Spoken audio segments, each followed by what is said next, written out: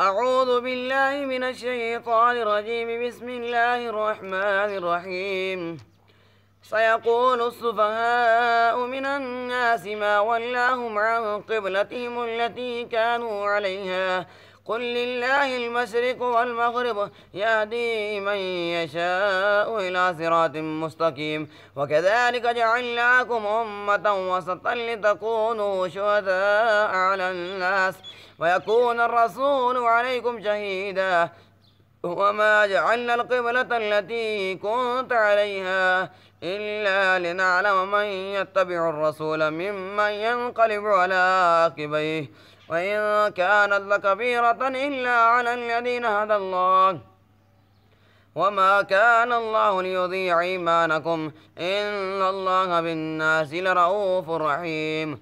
قد نرى تقلب وجهك في السماء فلنولينك قبلة ترضاها فول وجهك شطر المسجد الحرام وحيث ما كنتم فولوا وجوهكم شطره وإن الذين أوتوا الكتاب ليعلمون أنه الحق من ربهم وما الله بغافل عما يعملون.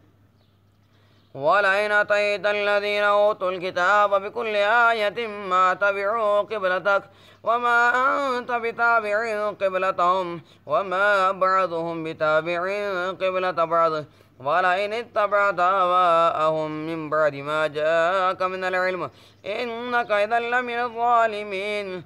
الذين آتيناهم الكتاب يعرفونه كما يعرفون أبناءهم وإن فريقا منهم ليكتمون الحق وهم يعلمون. الحق من ربك فلا تكونن من الممترين ولكل وجهة هو موليها فاستبقوا الخيرات أينما تكونوا يأتي بكم الله جميعا إن الله على كل شيء قدير.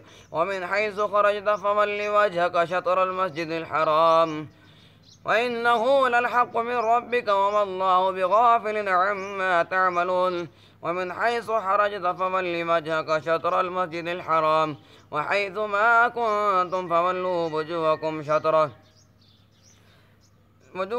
شطر لئلا يكون للناس عليكم حجة إلا الذين ظلموا منهم فلا تخشوهم واخشوني ولأتم نعمتي عليكم ولعلكم تهتدون. كما أرسلنا فيكم رسولا منكم يتلو عليكم آياتنا ويزكيكم ويعلمكم الكتاب والحكمة ويعلمكم ما لم تكونوا تعلمون فاذكروني أذكركم واشكروا لي ولا تكفرون.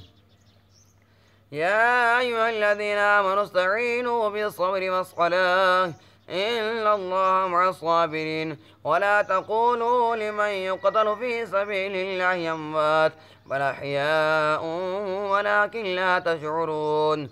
ولنبلونكم بشيء من الخوف والجوع ونقص من الأموال والأنفس والثمرات وبشر الصابرين الذين إذا أصابتهم مصيبة قالوا إنا لله وإنا إليه راجعون.